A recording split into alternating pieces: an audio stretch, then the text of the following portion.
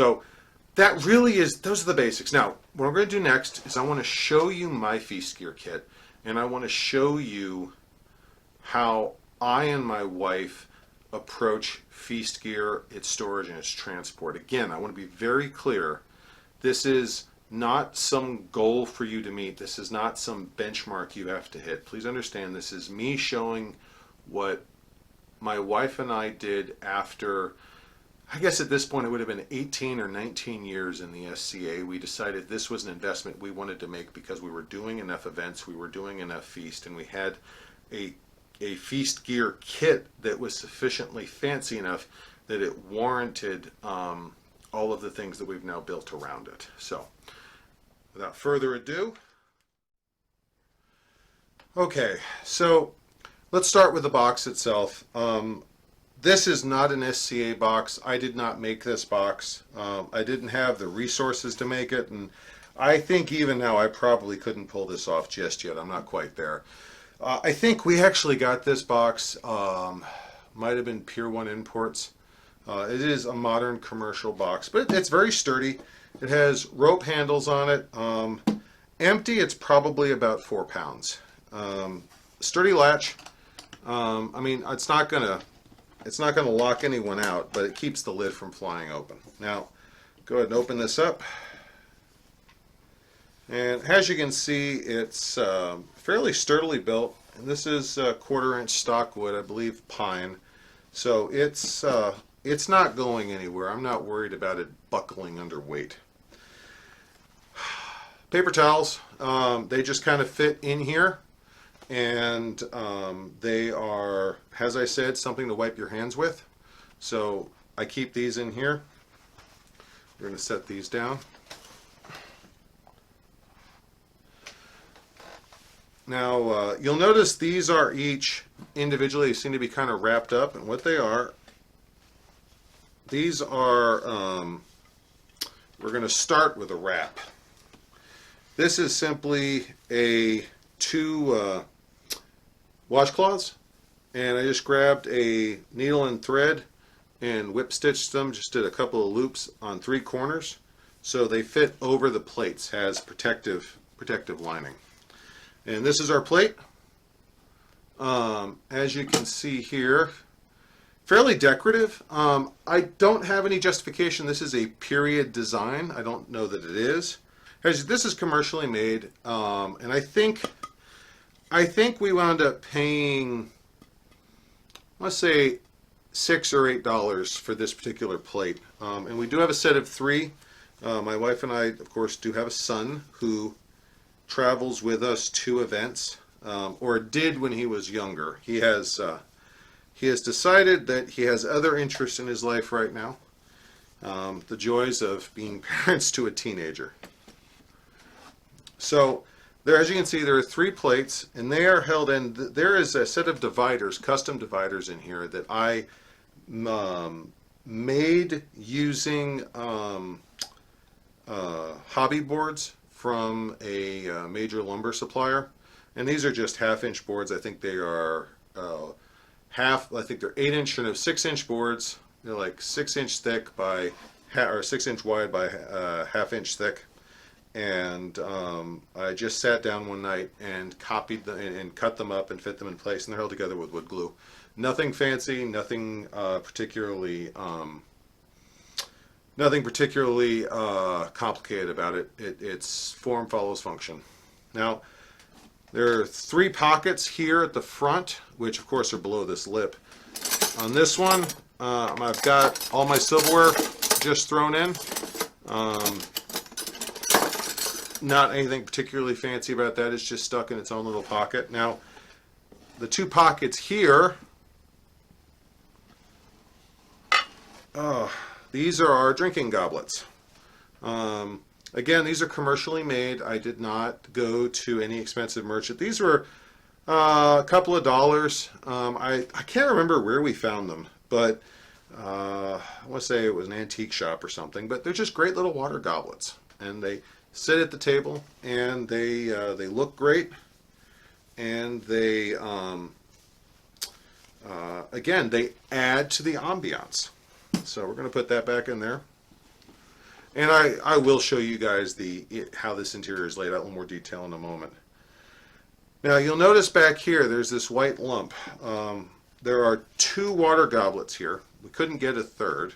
So this is the matching teacup that goes with this set. And this was my son's drinking vessel for when he was traveling with us, when he was at events.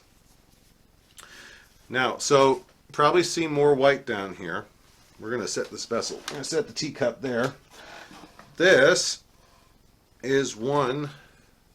This is again just a white. All of this is just white washcloths. These are like, I think, 30 cents a piece or something. We bought just a stack of them. This is the soup bowl I was telling you about, and there are 3 of them in this space. And each one, the bottom one, sits on a washcloth and has a washcloth tucked inside of it. And then the next one goes on top of that with a washcloth tucked inside of that. And then this one goes inside of that with a washcloth on top of it. So they all have that little 1/16 of an inch of shock buffering, so they're not rubbing up directly against the wood. And then in that, this forms a little hollow right there. And the mug goes right there. And that really does hold it securely. Now, up front here, there's a cubby. Now, the bowls come up here, and there's a little dead space here, which I've turned into a cubby. And this holds our napkins. So, when I get to a site, and this fully loaded, this is about 30 pounds. This is not something that I want to carry everywhere. This is something I want to know where I'm going, I want to get it there, and then I want to put it down and not have to mess with it again. But when I get to site, I'll be able to take this, put it on the table that we're sitting at, and I can break out the whole feast gear kit I probably set up in 5 minutes, if I'm taking my time. Now, as you notice, there's a lot of extra space in here, and that space is not left empty. A couple of extra things that we like to carry. Very often you will see us put a bottle of Martinelli's in here. That will just sit right across the front, even with this in here. A bottle of Martinelli's can sit, depending on how I situate things, it can sit right here with plenty of room. My wife and I like Martinelli's. We don't drink, so a bottle of wine would be an option for someone else. We like the taste and the function of Martinelli's. Keep in mind that apple juice and champagne both have similar characteristics in that they both cleanse the tongue, so that what you just ate isn't flavoring the next meal you eat. So I can have some braised lamb, take a sip of either champagne or Martinelli's, and then also I can taste some of the apple pie and not have the lamb flavor interfering with the apple pie. So very common, you'll see us with a bottle of Martinelli's in here. You'll also see us with 1, sometimes 2 tablecloths. You'll see me just kind of pack a tablecloth right here. Also something else, baby wipes. I know that sounds like an odd thing, but the cleaning chemical in baby wipes, because it is formulated to be safe for an infant's skin, is just wonderful for doing a quick wipe down of your dishes when you're done, so you can put them back in here and they're not like food sticking on them, and good for wiping your hands down, and good for cleaning stuff out of clothing. It's just, I really need to get more. Our last pack dried out and we didn't use it for a year or 2 years at this point. But yeah, I mean, we can get a little pack for like $4, and I stick it right in there, and oh my God, they pay for themselves every time I use them. But you'll see me, bottle of Martinelli's, a couple of, usually 1 or 2 tablecloths, depending on how thick they are. We tend to get fairly thin fabric tablecloths, but even a thicker one for three people's worth of space that we usually sit, you can get a nice one of heavy cotton that'll pack down. I could fit that in there.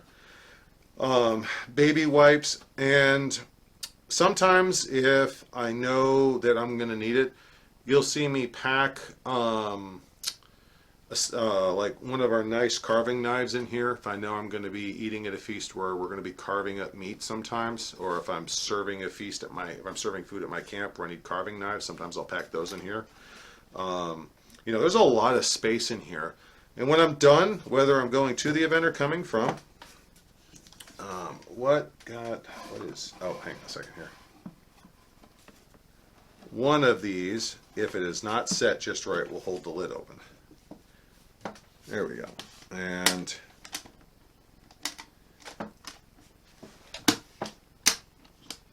here we go. And then I just grab the handle and it's off to the races. And this is sturdy enough. I can easily put something heavy on top of this, and I've never been worried about the lid cracking or collapsing in. So that is my feast gear box. So I hope that answers some questions, or at least sparks some conversation about feast gear, what feast is, how to go to it, and so forth. But until then, I'll look forward to seeing you at the next event. Goodbye, and God bless.